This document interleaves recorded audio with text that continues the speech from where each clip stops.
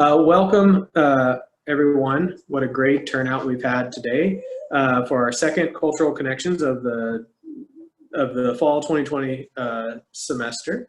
And today we have Ronald. He's a first timer when it comes to cultural connections presentations, but he has a wonderful presentation to show us. He's worked hard on it, so we're happy that he's here and everyone else is here to give him some support. So without further ado, Renal, you want to share your screen and take it away? Oh, by the way, sorry, before I go, like Rachel said, if you want to leave comments, you can in the chat box, or you can wait till the end at the Q&A, and if you have audio capabilities, go ahead and feel free to ask your questions that way. All right. Okay, so I guess just begin. All right, so welcome to my presentation for today. I'll be talking about the facets of India, but mostly I'll be focusing on the southern region of India, especially Tamil Nadu, which is the state where I'm from. And just a sec, for some reason it's not responding. There you go. Today, I'd like to talk about beginning with my story and the life that I've led as an Indian, and then move on to the main issue of the presentation, which would then lead on to the topics such as linguistic division that's found in India, the food, the various traditional music, and then the special harvest festival that is celebrated in Tamil Nadu called Pongal. And then I'd like to end it with talking about some famous individuals that are from Tamil Nadu. So yeah, beginning with my story. I was born in Chennai, Tamil Nadu, which is here in the East Coast. And around when I was three, I think my parents can correct me on that. We moved to Vizag or Visakhapatnam here. And then I remember us moving to Bangalore, which is around here. And then finally, we moved to Gurgaon up north here before emigrating to the United States. I lived most of my life in Gurgaon, about 11 years, I believe. And this is a picture of me when I was 3.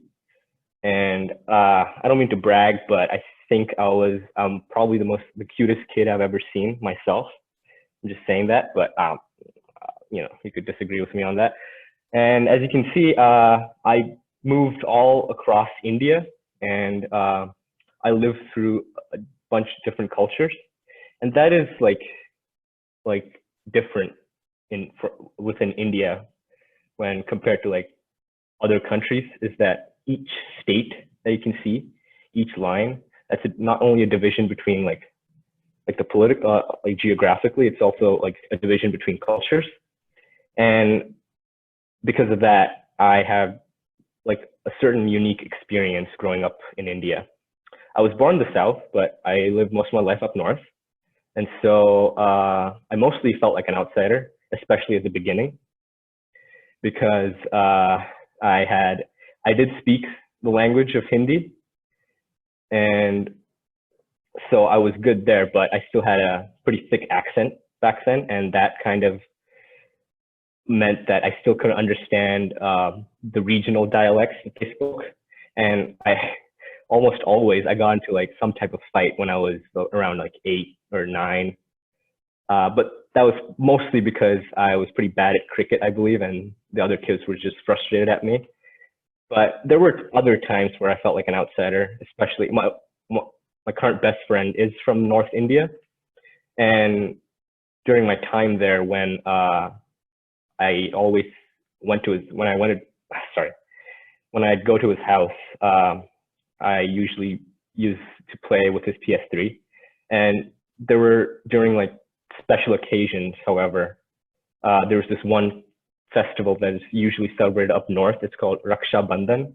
It's like a festival to celebrate brother and sister like love. And And during that time, his cousin would usually come to visit him, and I can't really go to his house because there'll be his other relatives present there. And that was the case for like the other kids in my block, in my neighborhood. So I'd usually sit at home, and those were like, there were many such moments, and I always like felt kind of alone at those points. I kind of like emphasized me being an outsider because as a South Indian, I don't usually practice those customs. So it was definitely hard to fit in at first, but as the years went along, I think I integrated myself nicely. And during the time as I emigrated, I really missed those moments. And they're still the best of my best friends to this day, and I keep in touch online. And so that was that. That was just a brief overview of my life in India. And today, here's the main issue at hand I would like to talk about. It's that most often when people are learning about Indian history, even within the Indian education system, especially up north, they tend to like skip out on like history about the South in this case, which I like to explore on, but also the northeastern parts of India. And the funny thing is, people down south, and I believe in the northeast, learn about Indian history that's focused on the central northern region over here. But the people from those regions don't really know much about us. And that's the main issue I'd like to bring forth during my presentation here. And yeah, and many people are often surprised when I say that Indians cannot communicate with each other, like they speak different languages. And that's one of the main, like the linguistic division within the country is one of the main reasons why it's hard to like a northerner to like culturally connect sometimes with a southerner. And that has partly to do with like the history of India, which I'll briefly go over in the next slide. So here's like just like some trivia about India as a word, like where it comes from.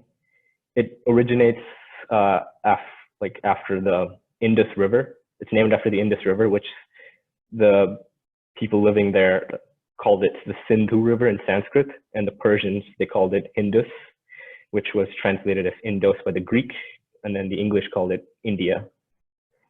And that's where that word comes from. And it's funny because the Indus River, like present day, is mostly situated in Pakistan.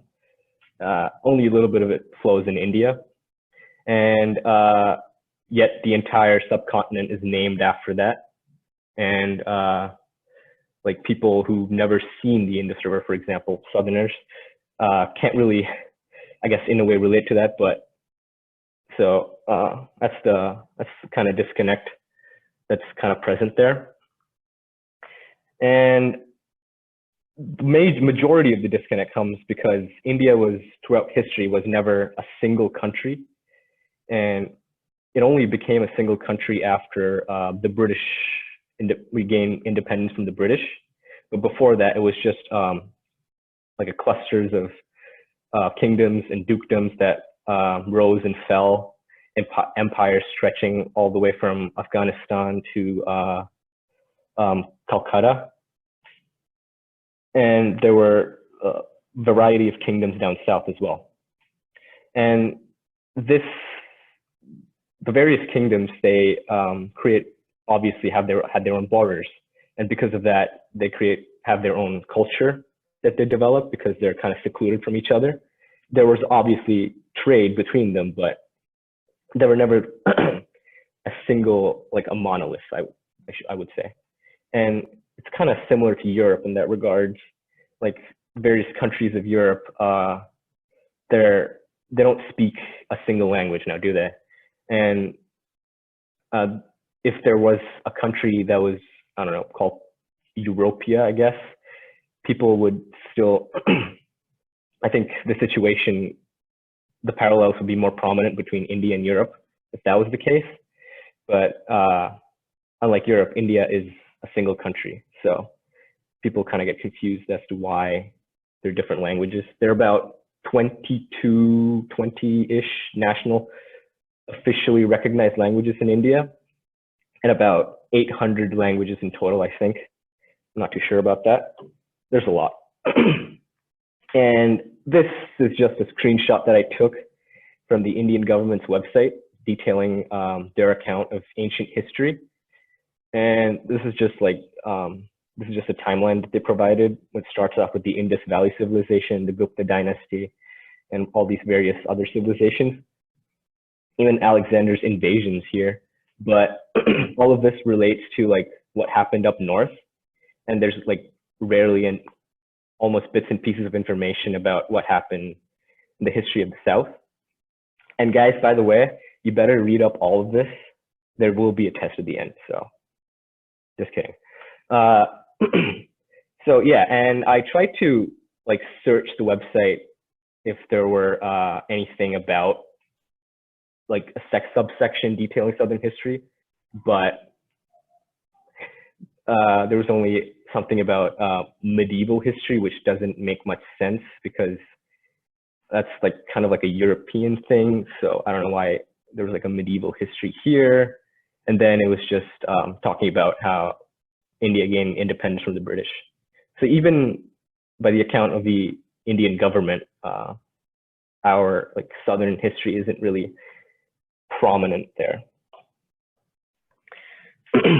The reason why I emphasize like the language division so much is because as humans, we communicate with language, right? That is something that differentiates us between the rest of the animal kingdom. And it's hard when you don't know what the other person is saying to you. And sometimes that is the case within India because the languages that are spoken down south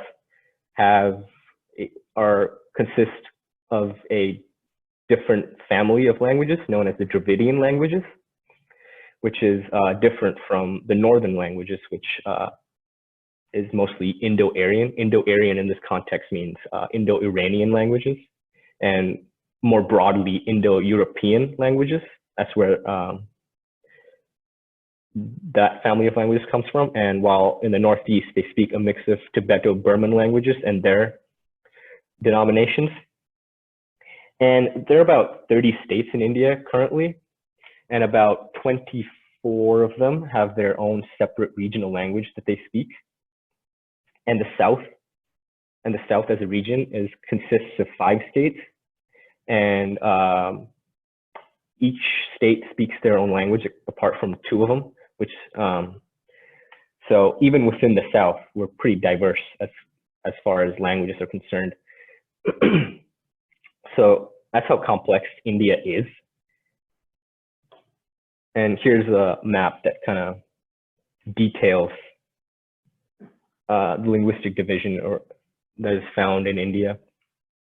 As you can see, the Dravidian section is mostly concentrated down south. There's a little bit here. I believe it's called the Brahui language, which I don't know why that is the case. There's a Dravidian language all the way up there in Pakistan right there, but maybe some historian can like answer that as to why that is. But up north, it's the Indo-Aryan language that I said, and then the Northeast, it's the Tibeto-Burman languages. And this is like the main this is the main 4 Dravidian languages that are spoken in South India. Tamil, that's what I speak. That's my mother tongue. And then there's Telugu, Kannada, and Malayalam. Tamil is here, and this is Telugu and Kannada and then Malayalam. As you can see, they're very similar looking to each other, right? But if you look closely, they are different. I'd say Kannada and Telugu are very similar in their writing scripts. And even their the amount of letters present varies. It's for example, Tamil does not have like a prominent like duh sound. They just switch it out with like a t or like a the sound. It must be where is it? There. Oh no, here to write their write words that start with a like a D. To like so, it's very interesting in that sense. And the language that is most prominently spoken up north is like the common language that is known as Hindi, and is taught like across India and like even in the southern states in schools. It's like after gaining independence, it was the people like the freedom fighters and the government of India like realized that it is multicultural, and they thought they could make like this common language that could unite us all. But the thing is, Hindi was mostly created using the Indo-Aryan roots, while there was little to no Dravidian in there.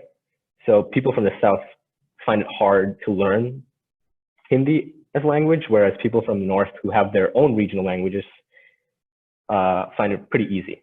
Like people from Punjab can easily understand what you're saying in Hindi, whereas someone from Tamil Nadu would have a pretty hard time. And here's just alphabets. I know Hindi. I learned it when I was 7 in Bangalore. And I'm somewhat proficient in it. Not, I wouldn't say an expert, but I think I can speak it pretty well, but I can't read or write as much as I used to. And here's just some more similarities and differences. This is the Tamil script. The Z and H produce a R sound when you write Tamil. And this is the Sanskrit Devanagari script. You can see like the differences in how you write these letters. Like their ka is written as like that, and then our ka is different. Like I said, Hindi has like Proto-Indo-European roots from Sanskrit, and Tamil has Dravidian roots, which was developed within the subcontinent, whereas, as the name suggests, Sanskrit like is derived from Europe and like the Middle East. And Tamil could be considered as one of the oldest languages, but I wouldn't go as far to say like what we speak today as Tamil is like what people spoke back then. Even the writing is different. Like if you visit any like temples in South India, there'll be like etchings of like Tamil letters on those temples, and they're very different to what people write these days. I should know because I only learned reading and writing Tamil during the summer this year, because like I said, I lived most of my life outside of Tamil Nadu. My parents never really got the chance to teach me, and schools in like other states apart from Tamil Nadu don't really teach Tamil.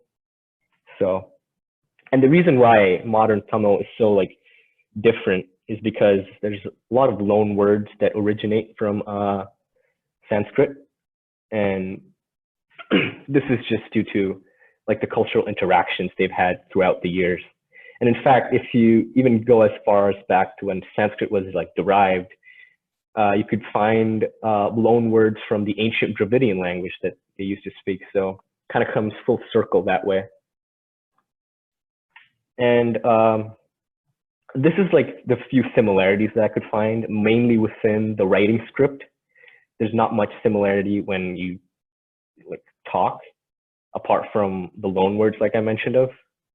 Like loan words, I mean, by that I mean, like in Spanish, there are plenty of loan words from Arabic. Like the word for rice, arroz, comes from rosita from Arabic. So it's kind of like that. And some of the similarities that I could find was like vowels, they shrink when you put them next to consonants in these two different scripts. For example, the letter A becomes this line with a dash on top when next to a vowel. So this is the letter representing ma, and then you put the dash, it becomes ma.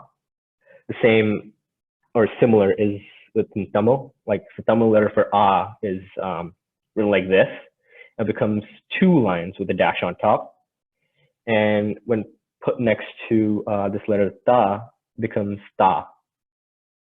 And these two words spell out to be, the first one is mata, and then the second one is tai. Mata means mother, and which is interesting because in Latin, mater means mother, right? It's kind of, you can kind of see how kind of derived from Sanskrit, like has European roots that way, kind of diverged from Latin. And then tai means also means mother, but in Tamil. Here's like a brief overview on like cultural norms. How if you were ever to visit India, most people would probably just say hi or hello, especially the young people. But like the older generation, they probably would prefer to be addressed like by their regional way to say their greetings. For example, in Tamil Nadu, you say vanakkam, vanakkam. And then up north, it's usually namaskar or namaste. However, this isn't really set in stone. Like a normal conversation, if you meet someone, it probably, in Tamil Nadu, it would be vanakkam, neenga eppadi irukeenga, means hi, how are you? And then the same in Hindi would be, excuse me, namaste, aap kaise ho? Namaskar, hum theek hain. Hi, how are you? Hi, we're good. So, but it's probably just statistically better if you just stick to saying hi or hello, because that's how most people would respond to us anyway. And besides, if you ever go to India, most people probably wouldn't really confuse you with, you know, being Indian. So, well, I think this is the fun part of the presentation, the food. India is obviously like known as the spice capital of the world, I would say. And even if you're looking at the history, India was very prominent in the spice trade, and rightfully so, because a lot of intricate dishes are made with these spices, and they have a lot of uses within food. And this is something similar that is shared from with the northern part of the continent and subcontinent and the southern part. Like both utilize spices to bring out greater flavor in their food. And but the differences arise in like what the food is made from. Food mostly in the south is rice-based, whereas it's wheat-based up north. And this is primarily, I think it's due to because the subcontinent is shaped like a peninsula. It's surrounded by sea on three sides, and the southern part is like really close to the sea. And because of that, it has a humid temperature. And it's not only that, it's also surrounded by these mountain ranges called the Ghats, the western, the eastern Ghats, and they're filled with like rainforests. And this like allows for a greater monsoon season, which is just like a period of long rain. And rain is important to grow rice. And rice grows pretty efficiently in these regions. Therefore, it's a very staple diet, along with fish, because they're a coastal part of the region. Whereas in the north, it's more arid and dry. Therefore, wheat is grown better up there. And most of their food consists of wheat. However, that doesn't mean there isn't anything that's wheat-based down south or rice-based up north. There's this one prominent dish that is rice-based up north called biryani. And it's like this, like really like a clash of flavors in your mouth when you eat it. You could like look up what biryani is. I don't have an image of it, because the image that I have down here is it's called a masala dosa.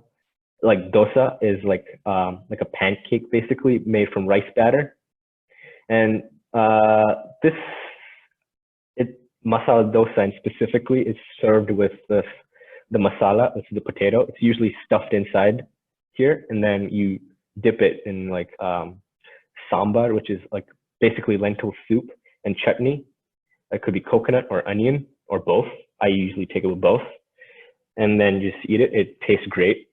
And then up here, it's the chole bhature, and you can split it up. The word the chole and bhature. Bhature is like this round bread over here.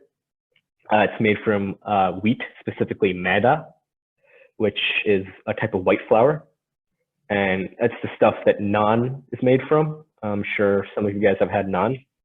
And the chole is like chickpeas. It's present in this this curry called chana masala, and it's pretty spicy. So if you can't really handle your spices, probably not good for you. But I like it. I like both of these dishes. And yeah, anywhere you go across India, even in the northeast, down south or west or up north, there's no shortage of flavor, regardless. But they're pretty diverse in their own way too.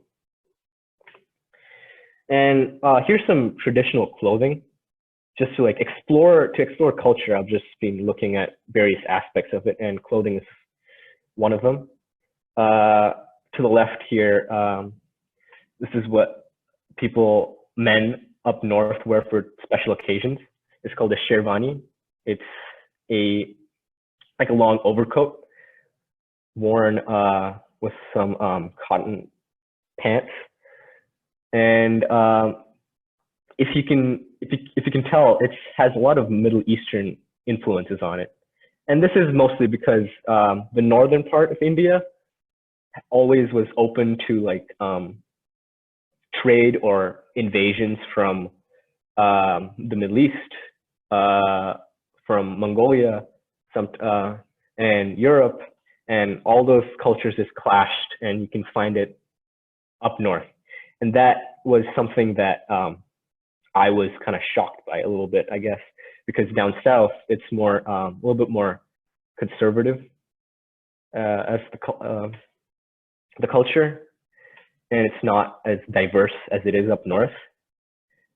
And I think people down south have been wearing the veshti secta, which means the veshti is like this cloth wrapped around your waist, and then sakta means shirt. Been wearing that for like years now, and it's remained unchanged, I believe. And then for the women, they wear what's known as a sari, and it's a sari. It's called a sari for both regions, but as you can see, there's major differences. Like the sari that women wear up north, they usually have like a headdress that's called a ghungat, and again, you can see some Middle Eastern influences there. Like it's very similar to a hijab. This particular sari is what women wear during a wedding because it's like red. And this is what they wear down south. There's no prominent like a headdress. And you can see some similarities with like multiple bangles that they wear, and some henna tattoo. Like henna tattoo, like up north it's called mehendi, and then down south it's called mardani. So there's some similarities, and you know, they're very extravagant as they go. Weddings in general are pretty extravagant in India, but I would say up north it's a little bit more like colorful. Speaking of weddings, no weddings, I guess, is complete without music. And music is, like, I think, an integral part of one's culture. And India has two traditional music that can be classified as. The first one being Hindustani, and the second one being Carnatic. The music from the north is known as Hindustani, And then music from the south is called Carnatic.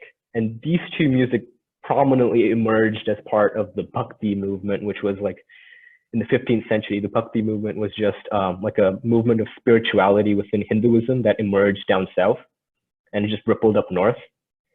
And just kind of the offshoots of that was these two types of music.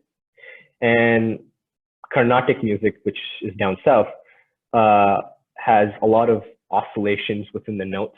People like constantly move up and down while they're singing. There was an example after this. You can probably understand that a bit more. Whereas Hindustani, the notes are like more drawn out. They stick to one note for a really long time and then progress after that. Both are pleasant to listen to, and both are like really good. So here's just the video. And oh, this could be very loud. We just tested out the audio, so might want to lower the audio a little bit.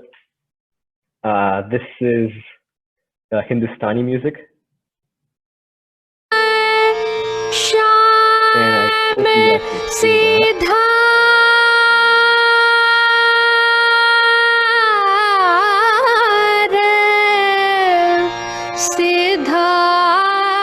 So if you heard that, you can, I can't really hear it, but you can kind of tell like what I was talking about, right? It's more drawn out, and and to like as a contrast, there's Carnatic music, which has the oscillations in it. Kind of see how they're like moving up and down between those notes.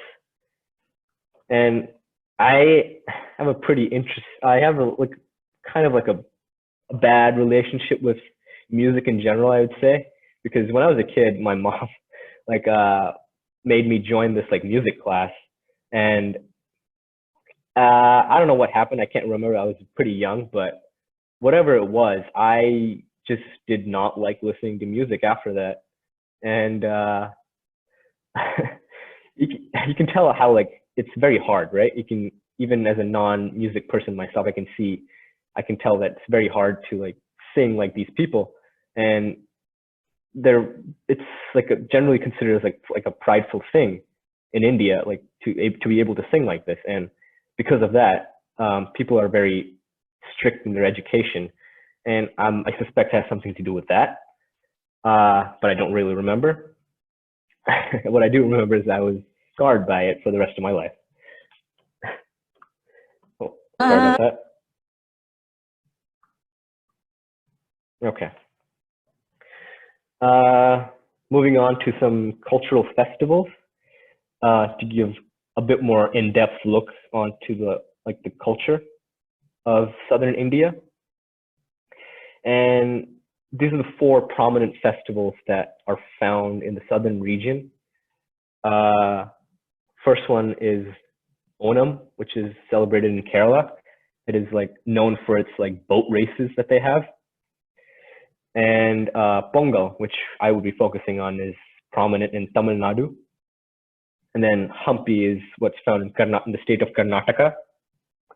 And Ugadi is found in Andhra Pradesh, which has recently been split into 2 states, Telangana and Andhra Pradesh. So that's where, but they all speak Telugu in Andhra Pradesh. They speak Kannada in Karnataka, and then Malayalam in Kerala, and Tamil in Tamil Nadu.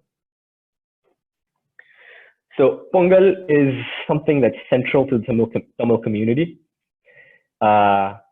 And it is a harvest festival that probably began amongst like the agricultural community, to where they celebrate a good harvest and thank the sun god for blessing them with a good harvest. These days, it's celebrated to keep up with those traditions, but I think it has evolved to be more thankful of the food that we eat. And it is also it also falls within the new year, so it has that aspect to it, because it is celebrated over a span of 3 days, The first day it's called Bogi Pongal, and then Perum Pongal, and then Mata Pongal. I'll explain what those are in the following slides. And even though I said that it is central to Tamil Nadu, like different variations of harvest festivals are celebrated throughout India and Nepal, because like harvesting isn't something that's common to like one community, right? Like agriculture was something that was developed in every single civilization in this world. And it is also celebrated like rarely, but there's only one state up north, I think, that celebrates it. It's called Makar Sankranti, and they celebrate it in Uttar Pradesh. And so yeah, Pongal begins with Bogi Pongal, which marks the last day of the Tamil month in the Tamil calendar of Margari, and is the beginning of the Tamil New Year. It is a day where people discard any of their old or like broken possessions, and they celebrate what new stuff that they have. People wear new clothes and buy new things, and yeah, just get rid of the old and bring in with the new. And some people start up bonfires to burn the old stuff. It's symbolic that way. And it's, yeah, it marks the beginning for the new year and a new life. And people wake up really early and clean their houses. And this is the day where you don't disturb your mother, because she woke up really early and she worked really hard to clean up the house. And yeah, I got, she's usually pretty ticked off by the point that you wake up, right? So you don't want to test her with petty things, because there's a lot of work to do for the next day, Perum Pongal, which is like, Perum means like upper or main in the Tamil language. So it's like the main day of where the main celebrations of Pongal happens, because this is the day where the sun god is revered for blessing us with the harvest. And the day begins really early. Everybody has to wake up at 5 in the morning, I believe. And then the houses are decorated with these floral designs called kolam, which is like floor art made on the floor using rice flour. And my mom is an expert at it, but recently I don't think she's been practicing it anymore because there's no like space for it right now. But she always used to do it back in India. There's a pongal dish that is made outside of your house in a clay pot underneath a fire, and there's like milk, rice, and jaggery mixed in.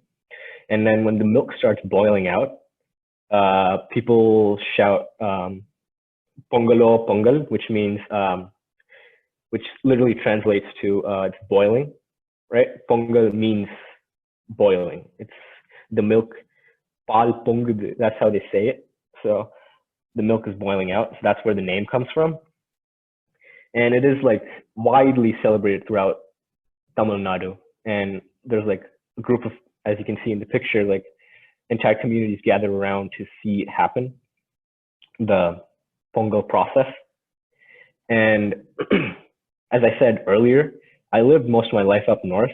Not a lot of people up north celebrate this. It's not really recognized as a holiday in the north, whereas it is like one of the main holidays down south. But that didn't really stop us from celebrating it up north, which, I don't know, was kind of hard because you wake up at 5, right? And as a middle schooler, waking up at 5 when it's like super cold out, because it's the month, it falls like mid-January, isn't very appealing to you. And but you know, I still woke up and had to shower, and then you went out while it's like almost freezing, or what it felt like freezing, because now that I live in New Hampshire, it kind of feels like super warm out there. but at the time, I didn't really enjoy it particularly. And yeah, but we didn't, I don't think we had like the pot in general to see like because we didn't have space to like get the boiling process started. But we still, although no, I think we did, but it was on a much smaller scale.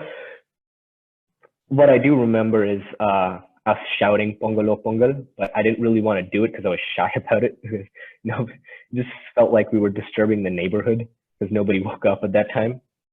And the worst part is, me and my brother, we had to go to school afterwards because it's not, technically considered as a holiday. So we still had school. And, by the end of the processions of, Pongo that day, I thought, maybe I'll get to skip school. And every year I did not skip school. I went back to school at 8, and yeah, like I said, I was in middle school, so wasn't the most appealing thing in the world. And finally, Pongal is marked the third day, and it's called Mata Pongal, and that's where it ends. It celebrates the auspiciousness of the cow. Mata means Pongal. Mata means Pongal. What am I saying? Sorry about that. Mata means cow. And in some regions in Tamil Nadu, they have this, during Mata Pongal, they have this bull taming sport called Jallikattu, where group of men like gather around this bull, like that is like this bull is like specifically trained to participate in this sport. So it's like, it's pretty big and strong. They have to like try to like tame it without hurting it. That's the main aspect of the sport.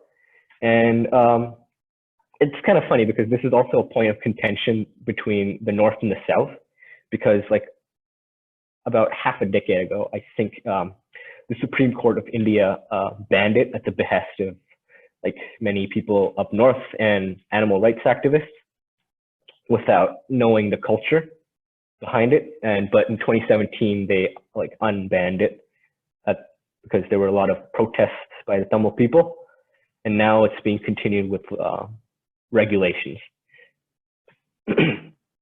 So that kind of like emphasizes what the cultural like divide that the people of the North and the South have, because the main aspect of the sport is like you got to subdue the bull without harming it. I personally have never participated in this at all, but I've always seen on television. It's a pretty lively sport. There's like huge groups of people gather around to see what happens. And like, even if you do harm the bull, it's like you're penalized for it, because these bulls are like owned by like the like important person of the village. So you really don't want to mess with that person by harming their prized possession. So there's no real reason to harm the bull. So, but on a surface level, it does seem like animal abuse, but it really isn't. And it's just created this divide a few years ago. So here, moving on, I'd like to focus on like the impact of Southern India across the world. South Indian culture has spread outside of India to countries like Malaysia and Singapore and Sri Lanka, where Tamil is like the official language in Singapore and Sri Lanka. People speak Tamil there. And in the aspects of science and mathematics, there's a lot of prominent Tamil figures around the world, famous scientists. And this is pretty biased of me to like measure the impact of the people like of South Indian people, like Tamil people, based on science and mathematics, but that's just like a personal thing for me. Because I believe that science, like achieving great things in science and mathematics, really changes like the world, like a lot more than it does like in other ways. That's just my opinion. And here are some prominent like Tamil figures. This person, Venkataraman Ramakrishnan, he's the current head of, current president of the Royal Society of England. And that position was held by Isaac Newton about 500 years ago. 400 years ago, sorry. And this person, M.S. Swaminathan, is like known as the father of the Green Revolution. He's also from Tamil Nadu. And then this person was a particularly hard name to pronounce, Subbiah Siva Sankara Narayana Pillai. He's a mathematician who contributed in number theory to contribute to Waring's problem in number theory. I don't know what that is. The mathematicians in the crowd could elaborate on that a bit more. Maybe you, Harrison. And one scientist that I really look up to, because he's from Tamil Nadu, is C.V. Raman, and he was the first Asian to win the Nobel Prize for his work in light scattering. Some really complex math, I think, because I never learned it in high school, so it must be complex. And in which he like discovered that light, when traversing through a transparent material, and when some of the light is deflected as it passes through, it changes wavelength and amplitude. And he discovered that. He was the first one who discovered that, and it's named after him. It's called Raman scattering. And not only that, he's a very from what I read about him, he was a very like a joking individual. Like the turban that he wears on his head isn't really particularly South Indian of him. Like not a lot of South Indians wear a turban. But when he was asked, he just said that I just wear it to contain my ego so it doesn't burst out in like a joking manner. So I thought that was kind of funny. And because he's the first Asian to win a Nobel Prize, I kind of look up to him in that sense. And the second prominent Tamil figure is a mathematician known as Srinivasa Ramanujam. And he's like one of those uber geniuses, right?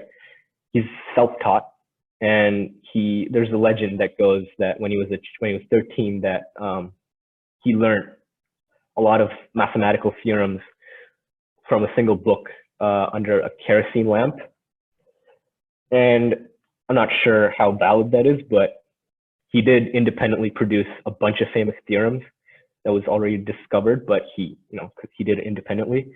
One such being Bernoulli numbers. I don't know what the Bernoulli numbers are. There's so many Bernoulli, like the field of mathematics. I don't know which that one pertains to. And he's known for many other things, such as the Rogers-Ramanujan identities, and which he came up with independently after this person named Rogers. So that's why it's like conjointly called that these days.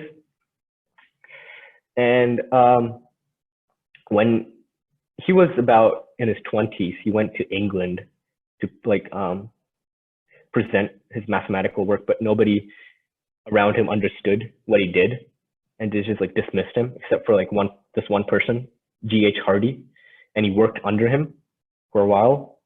And this person, G.H. Hardy, compared him to the likes of Leonhard Euler and Jacobi.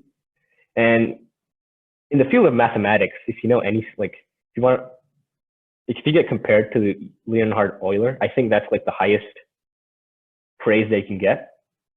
But unfortunately, he died at the age of 32 because of tuberculosis. So the world never got to see any more of his accomplishments. And so I think that should be it for the content of the presentation. And I hope I did some justice to Tamil culture and Southern India and their influences across the world. And I like to just ask this question before we leave, is to how do you compile such cultural complexity? That was the main theme of my presentation. The Indian government wasn't able to do it, as I showed earlier in the screenshot. But And I understand it, right? India is so culturally diverse, so complex. You can't possibly like show that in like that easily. But the thing is, India as a country like prides itself on being multicultural and secular and all that stuff. So when you like take advantage of the multiculturalism, it's kind of like ignorant of them to say that they can't do it.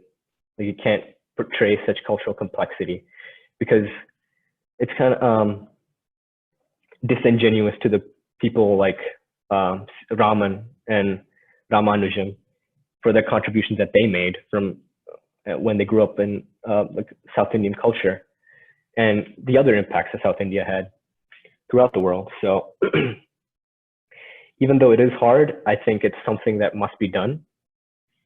So yeah, and that should be it for that.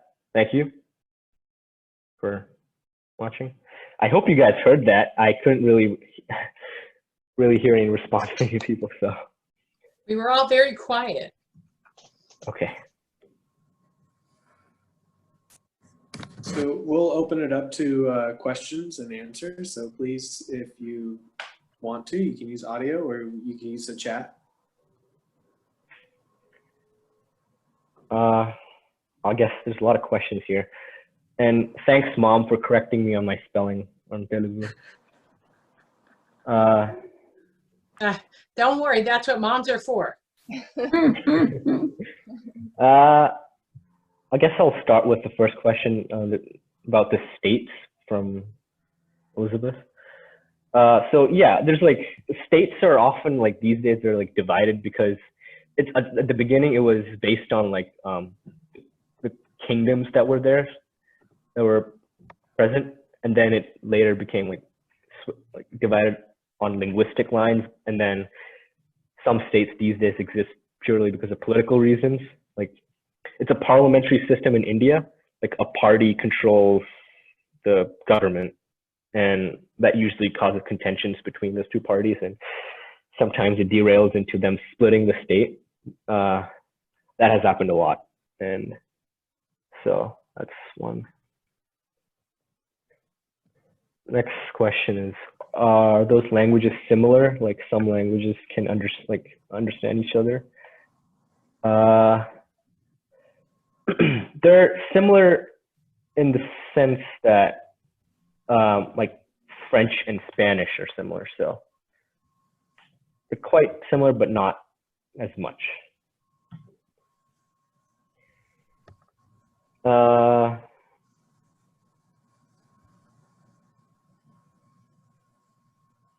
I think that's, I don't know. I don't think there are any more questions in there.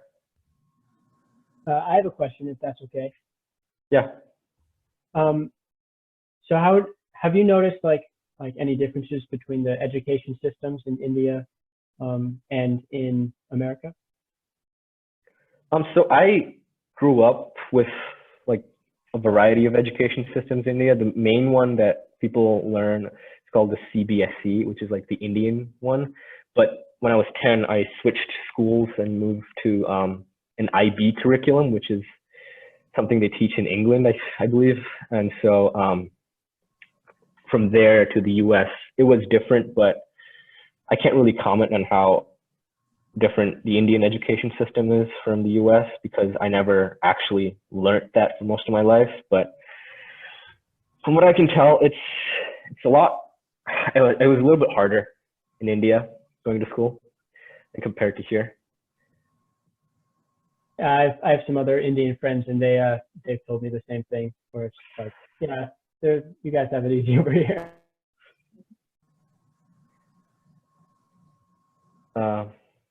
I did IB in high school as well, in Maine. I was just wondering, like, I didn't know how different it is in India versus it is here. Do you guys have to do like CAS projects and Yeah, I don't know. Actually, no, I'm not. I only went to like 9th grade in high school in India.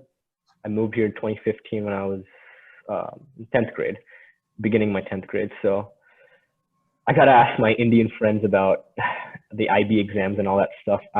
From what I can tell, they hated it. So yeah, there's that.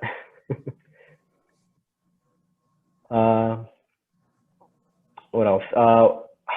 Ninth grade, it was like not good for me. I kind of went really kind of bad because I don't know, just getting kind of hard maybe. But it was mostly because I was just goofing off for the most time. But that's the experience I had with IB for the most part. I have a question. First, I just wanted to say that this is the first time I've come back to Cultural Connections, and I realized how much I missed it. I love these presentations. You did a great job. Thank you. Very hungry and just beautiful images and everything. Just wonderful. You hinted at some kind of experience with your musical training. Did you Yeah. study music and it was like really strict or something? What happened with that? I can't remember. I think I was like really young. I was probably 3 or something. And I guess my mom felt the need to make me join this like singing lessons because I guess I sang well as a kid. I don't know. And the next thing, I don't remember much, but my mom said she had to go make up for my classes because I didn't want to go back there. So that was my experience. Thanks. Kunal, I have a question. I wanted to know when you moved here to the US, what did you miss the most about back home? Oh, I was really, I missed playing cricket. That was the first thing. Like I actually told my mom, like, when she said we're moving to the US, I was like, so what about my cricket career that didn't really take off? Speaking of which, the team that I support lost today. So there's that. That was a pretty bad news before I started presentation. Anyway, that's the first thing that I missed. And then the second was my friends. I miss going to their like house to like play video games or anything in general. And when I came here, it was like the area I lived in, there was just like really young kids around me. There weren't really people around my age near my neighborhood. So yeah.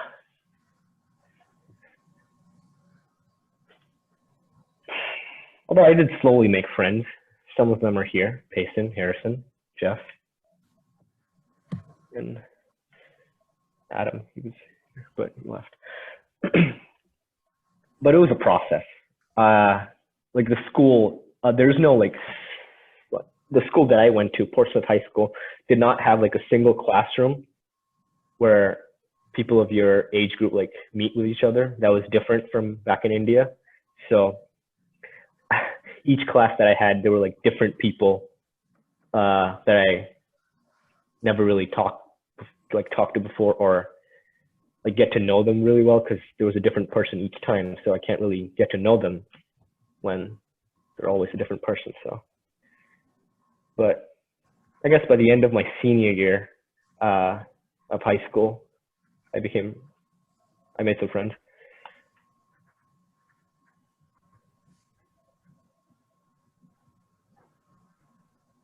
Is there?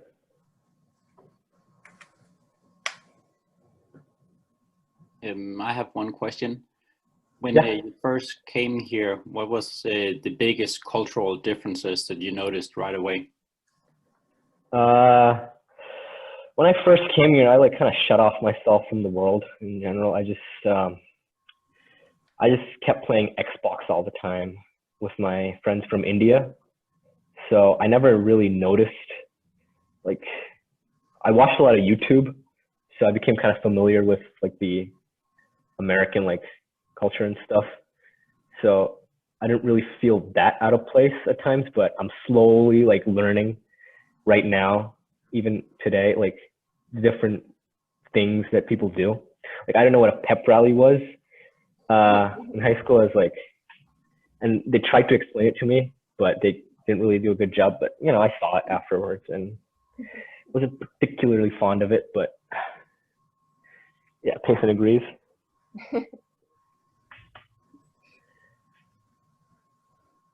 And yeah, that's,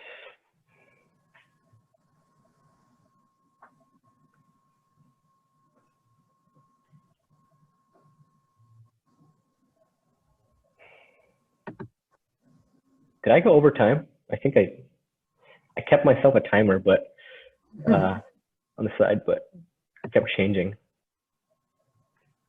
We do Can I have just one more ask? question in the Right. chat, just real quick. When was the last time you visited India? I went there 2 years ago to like renew my visa. And it was kind of funny because when I went back, everything looked smaller. I guess that's because I just grew taller, but like, and I guess I missed the food, and I ate a lot. I gained a few pounds going back, and I got to meet my friends for like a few days, and then we had to like leave really quickly because you know it was just we were there for the visa change, but still got to make the most of it. It was fun. Oh, there's a lot of mosquitoes, by the way, in India. If you ever plan to go there, there's like I said, there's a monsoon season where like rain happens for like a few months, like it's just constant raining. And that really breeds a lot of mosquitoes. So might want to get a bug spray or just not go out. That's what I did when I was in India.